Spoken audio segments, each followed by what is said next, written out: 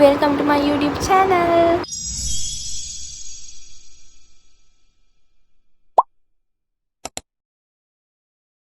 මේක තමයි මගේ පළවෙනි වීඩියෝ එක. මීට කලින් මම shorts upload කරා. මම මීට දවස් ටිකකට කලින් post එකක් දැම්මා. ඔයාලට මොන හරි මගෙන් ප්‍රශ්න අහන්න තියෙනවා නම් අහන්න. හොඳම ප්‍රශ්නෙට මම tag එකක් දෙනවා කියලා. Oh my god! Wow! ඉතින් අද වීඩියෝ එක අවසාන වෙනකම් බලන් ඉන්න. කවුද winner කියලා මම කියනවා. මේක මගේ පළවෙනි වීඩියෝ එකකින් හින්දා අඩුපාඩු ඇති. ඉතින් අපි අඩුපාඩු හදාගෙන ඉස්සරහට යමු. ඊපස්සේ තියෙන්නේ මගේ චූඩි shop එක. මම ඔයාලට ඒකේ වීඩියෝ ක්ලිප් එකක් දාන්නම්.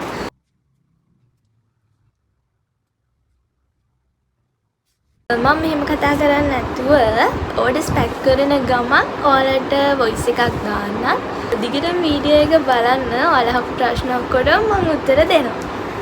මුලින්ම මම උත්තර දෙන්නම්. මම වීඩියෝ එකක් දැම්මොත් අනිවාර්යයෙන්ම ඔයාලා මගෙන් අහන ප්‍රශ්නයක් තමයි මම කොහෙද ඉන්නේ කියන එක. මම ඉන්නේ පොළොන්නරුවේ. ඉතින් පොළොන්නරුවේ ඉන්න කෙනෙක් නම් ඔයාලට ඩෙලිවරි charge එකක් ඇඩ් වෙන්නේ නැතිවම මගෙන් item purchase කරන්න පුළුවන්. ඒත් එක්ක මම කියන්නම් මම කොහොමද order එකක් බාරගත්ත වෙලේ ඉඳන් කුරියකට parcel එක බාර දෙන වෙලාව වෙනකම් මම කොහොමද order එක manage කරන්නේ, ඔයාලගේ orders කොහොමද pack කරන්නේ, ඒ විස්තර. ඉතින් මුලින්ම මම මේ විදියට parcel එකේ විස්තර ටික ලියා ගන්නවා. ඒ කියන්නේ customer ගේ නම, address එක, phone numbers වගේම order කරලා තියෙන item වල පාටවල් කොහොමද වෙන්නේ, deliver වෙන්න විශේෂ දවසක් තියෙනවද කියන එක ඒ ටික මම note කර ගන්නවා.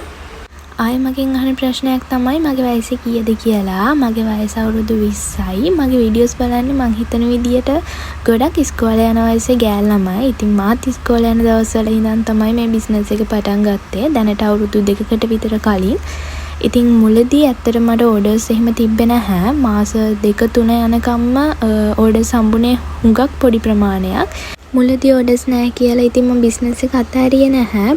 පොඩ කොහොම හරි අල්ලගෙන කරගෙන ගියා. එලෙවල් කරන ගමන්ම ඉගෙන ගන්න වැඩත් කරා. බිස්නස් එකේ වැඩ විතරක් නෙමෙයි. ඉතින් ටික orders එන්න ගත්තා. මම FB එකේ TikTok එකේ videos upload කරා නිතරම. මට හම්බෙන හැම order එකේම වගේ මම packing videos දැම්මා ඉස්සර. දැන් නම් හැම එකේම දාන්න ඇත්තටම time එකක් නැහැ. මොකද videos ගොඩක් දාන්න බෑ එක දවසේ අනිත් එක. ඒත් එක්ක ටික වීඩියෝස් දාලා මට orders ටික වැඩි වෙන්න ගත්තා. මම post එකක් දැම්මනේ ඔයාලට මොන හරි ප්‍රශ්න තියෙනවා නම් මගෙන් අහන්න කියලා. ඉතින් මේ post එකට ගොඩක් දෙනෙක් කමෙන්ට් කරලා තිබ්බේ කොහොමද බිස්නස් එක පටන් ගත්තේ කියලා. ඉතින් මම බිස්නස් එක පටන් ගත්තේ රුපියල් 200කින්. මං කියවනේ මම ඉස්කෝලේ යන දවස්වල බිස්නස් එක පටන් ගත්තේ කියලා. ඉතින් ඒ දවස්වල මගේ අතේ ලොකු ගාණක් තිබ්බෙත් නැහැ. රුපියල් 200කින් මං චූඩි wool band වගේක් ගෙන්න ගත්තා. ඒ වෙනකොට මම TikTok FB මොකුත් account එකක් හදලා තිබ්බේ නැහැ. ඉතින් මම ඒ wool band ටික WhatsApp status දාලා තමයි sell කරේ. ඉතින් මගේ යාළුවෝ එක දැක්කලා ඉතින් යාළුවට ඕන වෙලා යාළුවා මේ මගෙන් order එක දැම්මා. order එක දැම්ම කියන්නේ ලොකු ගණන් වල නෙමෙයි, රුපියල් 20ට වගේ තමයි wool band එකක් විකුණුවේ. එතකොට එක්කෙනෙක් සාමාන්‍යයෙන් order කරන්නේ wool band 2ක් 3ක් උපරිම 5ක් වගේ. එතකොට ඉතින් මගේ අතට සාමාන්‍යයෙන් හම්බෙන්නේ රුපියල් 20 40 වැඩි වුණොත් රුපියල් 100ක් වගේ. ඒ item ටික විකුණලා හම්බෙච්ච profit එකත් එක්ක මම තව item මොන හරි හැම ටික දැම්මා. ටික දවසක් යද්දී මම ඒත් එක්කම FB TikTok දෙකම පටන් ගත්තා. පටන් ගත්ත කියන්නේ gift box වල videos නෙමෙයි. මුලින් මල් ළඟ තිබ්බ item වල video වෙනම තමයි upload කරේ. ටික දවසක් page එක හැදීගෙන එද්දී මට orders එන්න ගත්තා.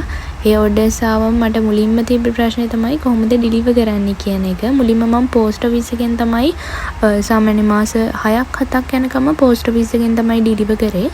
ඊට පස්සේ gift box පටන් ගත්තට පස්සේ item damage වෙන නිසා මං courier එකකට මාරු වුණා. courier කීපයකට මාරු වෙලා දැනුත් courier එකකින් තමයි යවන්නේ. එක couriers තියනවා. අපි ටික දවසක් වැඩ කරන් යද්දි තමයි දැනගන්නේ කියන්නේ අපිට හරියන්නේ මොන courier service එකද කියන එක. මං ඉස්සෙල්ලා කිව්වනේ customer ගේ details ටික මුලින්ම මම note කරගන්නවා කියලා. ඊට පස්සේ මං කස්ටමර්ගේ අයිටම් එක පැක් කරනවා. පැක් කරාට පස්සේ ෆොටෝ එකක් දානවා. ෆොටෝ එකක් දාලා කස්ටමර් කන්ෆර්ම් වුණාට පස්සේ තමයි ඩිලිවර් එකට පාර්සල් එක බාර දෙන්නේ. ඊළඟට ඔයාලා අහලා තියෙන ලොකුම ප්‍රශ්නේ තමයි ඇයි වීඩියෝ වල ප්‍රයිස් දාන්නේ නැත්තේ කියලා. ඉතින් මම වීඩියෝ එකක් දැම්මොත් අනිවාර්යෙන් වැටෙන ප්‍රශ්නයක් තමයි ඇයි ප්‍රයිස් දාන්නේ නැත්තේ කියන එක. ඒක තව කෙනෙක්ට යන gift එකක් නේ. කියන්නේ කස්ටමර් කෙනෙක් මට ඕඩර් එක දීලා ඒක යාගේ ගර්ල්ට හරි බොයිට හරි එහෙම නැත්නම් ගෙදර කෙනෙක්ට හරි කාටම හරි යන gift එකක් නේ.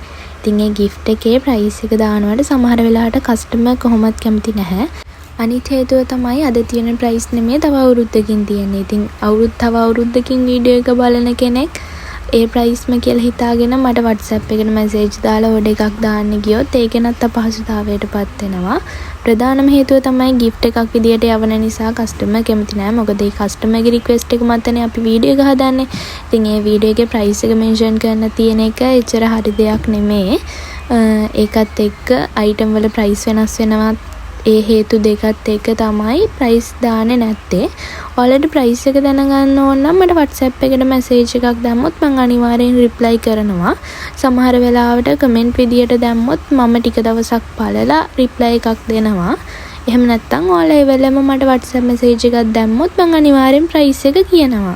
දැන් හැමෝම බලන් ඉන්නේ කවුද අද විනර් කියලා බලන්න නේද? අද විනර් තමයි ලෙෂන්දි කියන නංගි. ලෙෂන්දි G8K username එකෙන් ඉන්නේ. ඉතින් නංගි මට WhatsApp එකට මැසේජ් එකක් දාන. නංගි ගොඩක් වැදගත් ප්‍රශ්න මගෙන් අහලා තිබ්බා. ඒ වගේම අනිත් හැමෝටමත් thank you කමෙන්ට් කරපු. ඊළඟ සැරේ ගේම් එකෙන් වින් කරන්න ඔයාලටත් පුළුවන්. මාව subscribe කරලා තියාගන්න. මම ඔයාලට post වලින් දාන්නම් ආයි ගේම් එකක් තියෙනවා නම්.